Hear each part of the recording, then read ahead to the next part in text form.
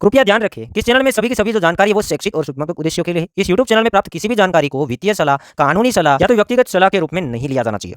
जय हिंद दोस्तों। वज्रेक्स के अंदर जिन लोगों के पास वॉलेट के अंदर आईएनआर पड़े हुए थे उसके लिए आज के दिन विड्रावल स्टार्ट हो चुका है और लोग यहाँ पर विड्रावल्स लेना भी स्टार्ट हो चुके हैं। निश्चल जी ये कहते हैं वज्रेक्स के फाउंडर कि यहाँ पर हमने जो पहला फीस है उसको स्टार्ट कर दिया है आईएनआर विड्रावल्स के लिए और हम जल्दी से जल्दी ये कोशिश करेंगे कि सेकंड फीस को भी स्टार्ट किया जाए जो अगेन 33% फंड्स है वो विड्रावल के लिए यहाँ पर एनेबल होने वाले हैं। यहाँ पर एक प्रूफ भी मैं दिखाता हूँ कि किसी बंदे का यहाँ पे आईएनआर विड्रावल से वो बैंक के अंदर आ चुका है। ट्रांजैक्शन भी देख सकते हैं 23,800 रुपये का यहाँ पर विड्रावल लिया है और बैंक के अंदर क्रेडिट हो गया है, मतलब एक्सचेंज से विड्रॉ लिया और बैंक के अंदर क्रेडिट हो चुके हैं। अब यहाँ पर फाउंडर ये कहते हैं कि आईएनआर विड्रावल्स तो स्टार्ट हो चुका है और हमारा नेक्स्ट स्टेप ये रहेगा क्रिप्टो प्रॉब्लम को ये लोग सोल्व करेंगे। और यहाँ पर ये भी कहा है कि ये चीज़ डिफिकल्ट है बट इम्पॉसिबल नहीं है, इसको भी हम करके दिखाएंगे कि क्रिप्टो के अंदर भी विड्रावल शुरू हो जाएगा। वज्रेक्स के फाउंडर ये भी कहते हैं कि हम लोगों ने अभी 33% जो फंड्स है वो विड्रावल्स के लिए एनेबल किए हैं, नेक्स्ट और 33% मिलेगा और अगेन जो 34% फंड्स अभी जो फ्रीज हो रखा है वो भी ये लोग सोल्व करके इमीडिएटली क्विकली पॉसिबल हमारे लिए करवाएंगे, जो कि कुछ टाइमिंग लग सकता है। उसके बाद ये जो 34% फंड्स है आईएनआर के लिए उसे भी ये सोल्व करेंगे और हमारे सामने विड्रावल्स के लिए रख सकते हैं। उसी के साथ साथ काफ़ी सारे लोग ये भी सवाल कर रहे थे कि एक्सचेंज क्या आप लोगों ने बेच दिया है, क्या एक्सचेंज के फाउंडर आप ही है या आप नहीं है। तो यहाँ पर वज्रेक्स के फाउंडर ये कहते हैं कि एक्सचेंज का ओनरशिप हमारे पास नहीं है। इस एक्सचेंज को ऑलरेडी 2019 के अंदर सेल कर चुके हैं।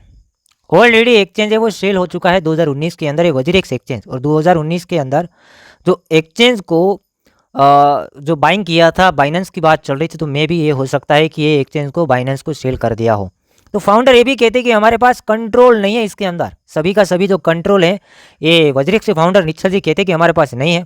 तो भी हम इस अटैक का सोल्यूशन लाने के लिए पूरी की पूरी कोशिश कर रहे हैं। वज्रेक्स के फाउंडर ये भी कहते हैं कि अगर हमारे पास कंट्रोल होता तो हम प्लेटफॉर्म को बेच भी देते, कैसे भी कर कुछ भी कर देते, कोई भी हद तक हम जा सकते थे, बट इसमें हमारा ओनरशिप नहीं है ना, इसलिए यहाँ पर हम कोई भी हद तक नहीं जा सकते। ये चौंकाने वाली बात है कि ये लोग तो ये बोल रहे हैं कि 2019 के अंदर इस एक्सचेंज को ऑलरेडी बेच दिया गया है। अब एक्सचेंज को बेच दिया गया है तो ये लोग डिसीजन किस तरीके से ले रहे हैं मेरे को तो कुछ समझ में नहीं आ रहा है। अगर कोई एक्सपर्ट इस वीडियो को देख रहे हैं तो इसका आंसर आप कॉमेंट सेक्शन के अंदर डाल सकते हैं। उसी के साथ साथ ये भी कहा है कि आप मुझ पर ट्रस्ट कर सकते हैं, आप मेरे नेगेटिव हो या मेरे लिए पॉजिटिव हो। फाउंडर ये कहते हैं मेरे लिए आप अगर नेगेटिव सोचे तो भी मुझे कोई प्रॉब्लम नहीं है, मेरे लिए पॉजिटिव सोचे तो भी मेरे को कोई प्रॉब्लम नहीं है। आप लोगों ने मुझ पे ट्रस्ट किया है इसलिए मैं कोशिश करूंगा, पहले से आप लोगों ने मेरे को फाउंडर समझा है तो मैं कोशिश करूंगा, भले इस एक्सचेंज को सेल कर दिया हो, भले इस एक्सचेंज के अंदर हमारा ओनरशिप ना हो, तो भी मैं पूरा का पूरा कोशिश करूंगा। और ये मामला जब तक सोल्व नहीं होगा तब तक मैं बहुत ज़्यादा कोशिश करूंगा, इस मामला को मैं सोल्व करके रहूंगा। जो यूजर्स का फंड हैक हुआ है या तो फंस गया है वो पैसा मैं वापस दिला के रहूंगा, ये वज्रेक्स के फाउंडर का ऐसा कहना है। उसी के साथ साथ कोई लोग WRX टोकन के बारे में भी पूछा है कि आपका जो नेटिव टोकन है उसका ओनरशिप किसके पास है। तो यहाँ पर भी 2 आर्टिकल यहाँ पर इस लोगों ने पब्लिश किए हैं कि इसके अंदर भी हमारा ओनरशिप प्रॉब्लम है, जो होल्डिंग है हमारे पास नहीं है, WRX की होल्डिंग है वो बाइनेंस के पास है, ऐसा भी यहाँ पर कहा गया है।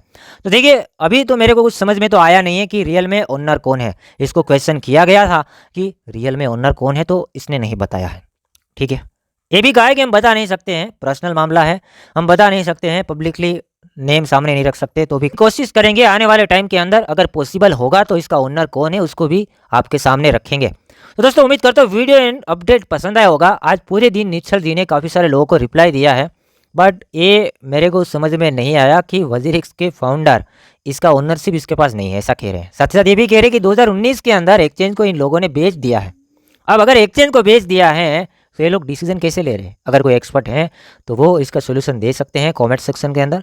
बाकी लोग कह ही रहे हैं कि हम पूरी कोशिश करेंगे और रियल में इस बाइनेंस का अगर ओनरशिप है तो फंड जल्दी वापस आ सकता है, क्योंकि बाइनेंस एक बड़ा एक्सचेंज है, $200-250 मिलियन में उसे कोई फ़र्क नहीं पड़ेगा।